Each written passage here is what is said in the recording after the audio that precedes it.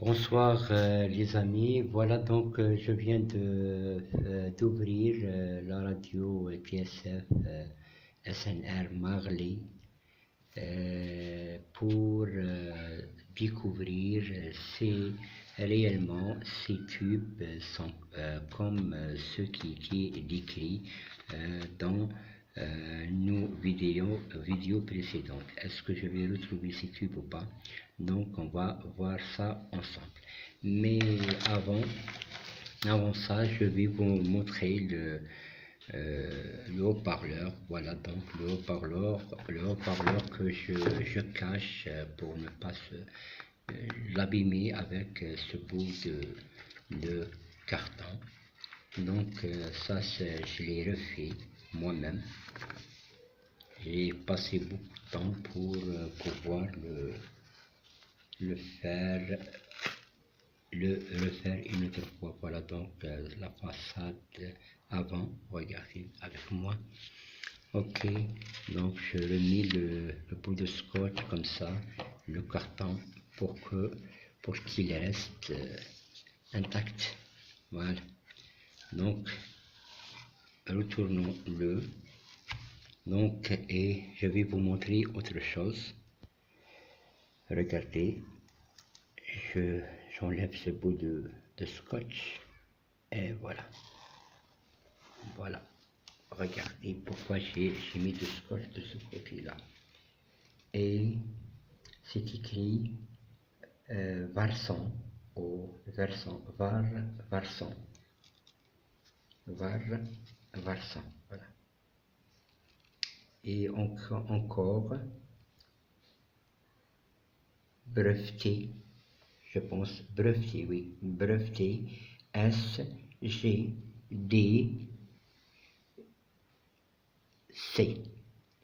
DC ou G. Donc, malheureusement, je ne vois pas bien cette. Donc, voilà, pardon, donc c'est le SGTC et tout en bas, il y a l'insigne de SNR. Voilà, SNR. Donc, le haut-parleur était un haut-parleur authentique. Voilà, je vais le mettre le bout de scotch comme ça pour le protéger. Donc, il est d'origine. Ok. Je l'ai refait. Malheureusement, la membrane était abîmée et j'ai passé pas mal de temps pour le remettre dans cet état. Maintenant, là, j'ai numéroté la première fois que je l'ai ouvert, ça fait pas mal, hein, ça fait un bout de temps. Donc, j'avais numéroté les tubes. Donc, ça c'était le 1, ça c'était le 2, le 3 et le 4. Donc, pour ne pas les mettre comme ça au hasard, parce que je ne savais même pas comment, je ne sais même pas, et même aujourd'hui, je ne sais même pas comment ils sont branchés, quelles sont leurs caractéristiques et tout ça. Donc, et voilà, maintenant on va essayer avec la première. Voilà, ça c'est la quatrième lampe. La quatrième lampe, U, C, L, L combien? Voilà, on a un C, voilà. Je vois dans mon papier, voilà. UCL 82. Donc, nous avons retrouvé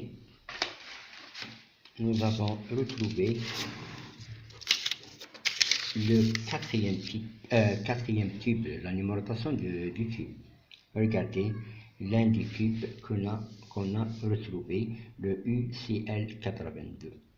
Donc,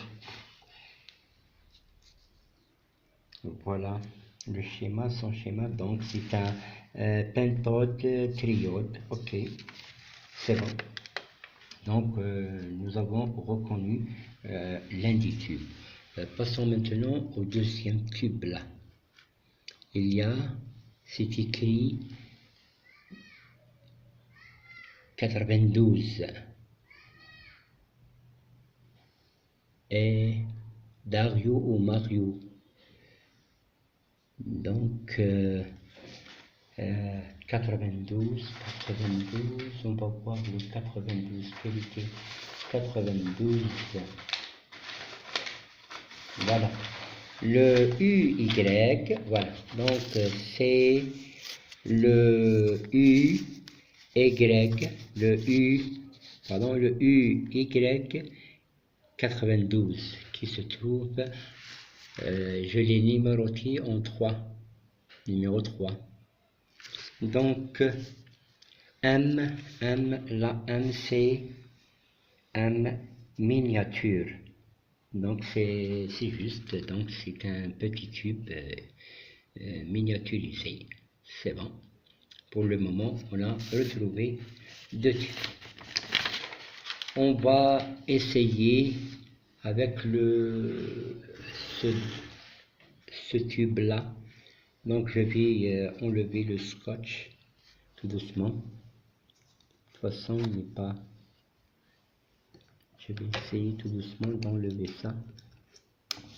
Voilà. Est-ce que sa numérotation est par là? Je vais tourner un peu comme ça. Non. Essayons de ce côté-là. Peut-être que la numérotation est là. Non.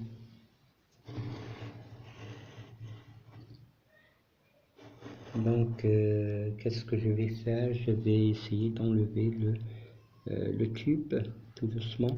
Voilà. C'est bon. Donc, et on va voir ensemble s'il y a une inscription dessus qui montre sa nature.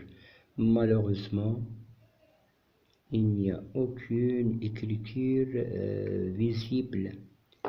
Donc, je vais essayer d'utiliser ma loupe. Non, rien. Le numéro, je pense que les numéros se sont effacés avec le temps. En tout cas,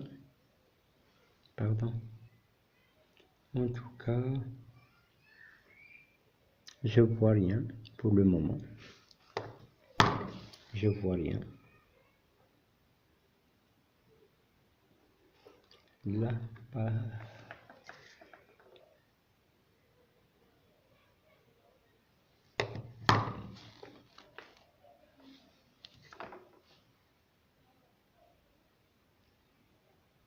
Aucune numérotation visible sur ce tube. Donc 1, 2, 3, 4, 5, 6, 7, 8, 9 broches. Il y a 9 broches. Aucune inscription visible. Ok, je vais le remettre en place. Il a, voilà, je vais le remettre en place comme ça, tout doucement. Ouais. Voilà, c'est fait. Donc, nous avons retrouvé 2 tubes sur 4. Il nous manque le UBF. Le UBF 89, haute fréquence. Donc, voyons s'il y a des caractéristiques N, ça veut dire Nobel. Je ne sais pas ce que ça veut dire Nobel. Je dois chercher dans le dictionnaire, peut-être que je le trouverai. Ou le deuxième, UCH 81, donc il n'indique pas que c'est miniaturisé ou quelque chose comme ça.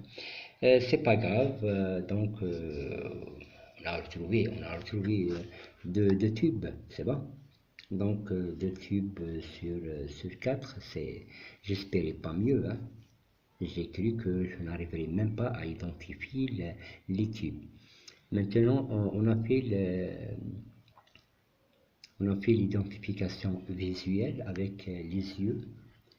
Et la prochaine fois, j'essayerai d'utiliser ces schémas, de me concentrer sur les schémas et sur la partie inférieure du sachet et essayer de retrouver quels sont les composants qui sont reliés avec ce type. Peut-être que nous allons retrouver cette structure, ce schéma-là, peut-être.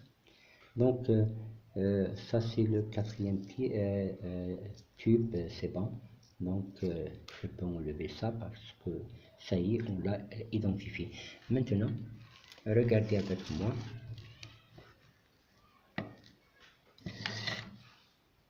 C'est écrit, donc ça c'est un condensateur, c'est écrit orofarad.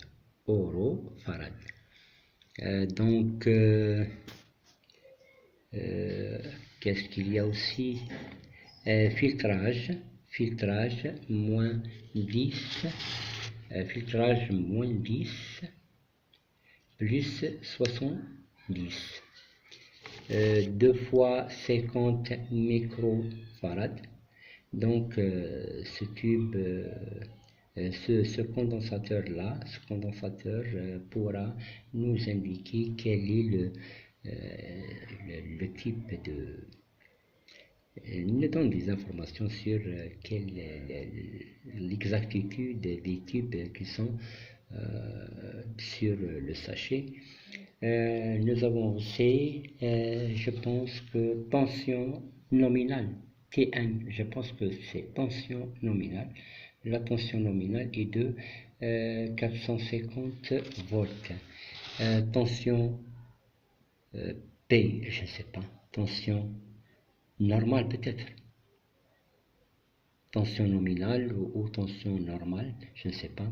Tension primaire ou tension, je ne sais pas, 500 volts.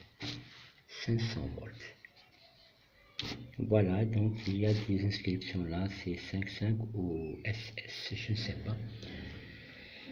Oh là là là là là là. Franchement, je suis vraiment dans une vraie galère. Je galère. C'est la première fois de mon existence en ouvrant ce poste. Donc je me retrouve comme un analphabète. Comme si j'avais jamais fait de l'électronique, jamais réparé. Donc là, je pense que ce sont des selfs moyenne de fréquence. Voilà, moyenne de fréquence. Donc il y en a deux. 480, numéro 480. C'est la marque Optalic et Optalic 480. Donc même les boutons c'était Optalic. Ça devait être une société qui a franchement fait du chemin. Peut-être Optalic aussi, c'est bon. Donc maintenant je le retourne comme ça. Donc là c'est un transfo. Donc il y a deux sorties par là. Ça c'est le fil d'alimentation que j'ai copié pour ne pas être tenté de le brancher. Donc il y a un fil là qui monte et un autre fil là et deux fils en dessous. Je crois que c'est là que le haut-parleur doit être branché. Mais comment? Est-ce que par là? Je ne sais pas. Est-ce que l'un de ces... est-ce que ce fil, je le branche avec une partie avec une branche du haut-parleur Et le deuxième, ça sera sur le sachet. Je ne sais pas. Je ne sais pas encore.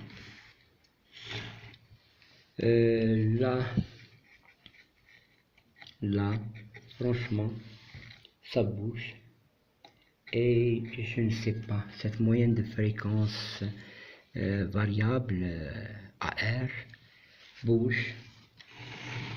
Et je ne sais pas, est-ce que elle doit rester en l'air ou être attachée au sachet, je ne sais pas aussi, je ne sais pas encore.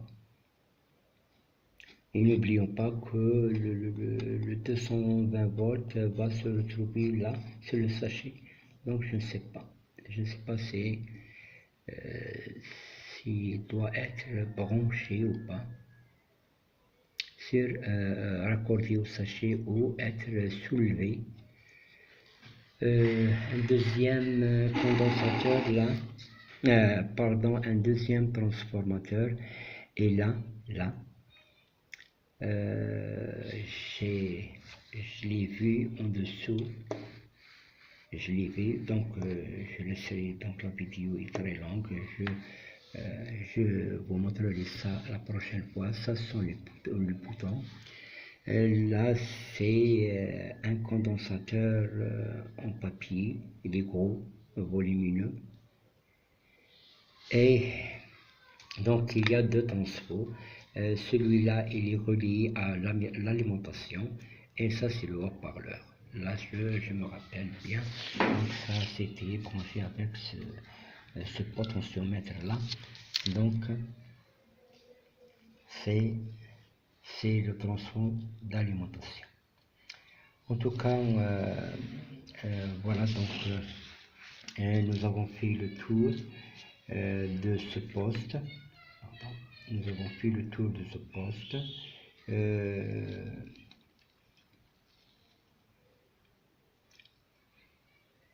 J'espère que je vous ai, que vous êtes satisfait de ce que je viens de montrer aujourd'hui. Donc là par exemple, là, je pense, je suis pas tellement sûr, mais je pense que c'est un condensateur. Je ne sais pas s'il est en papier ou je sais pas. Donc là, sa valeur est de, pardon, je sais pas, 18 ou 180, 18 ou 180. Donc, à fur et à mesure, nous allons découvrir ensemble les pièces qui forment cette radio, et franchement, je suis sûr et certain que j'aurai besoin d'un peu d'aide et de pouce. Voilà, là c'est un autre condensateur. Donc, si vous savez quel type de condensateur que je montre là, donc faites-moi signe, même avec un petit message, ça m'aidera beaucoup. Donc, merci de m'avoir suivi et à la prochaine.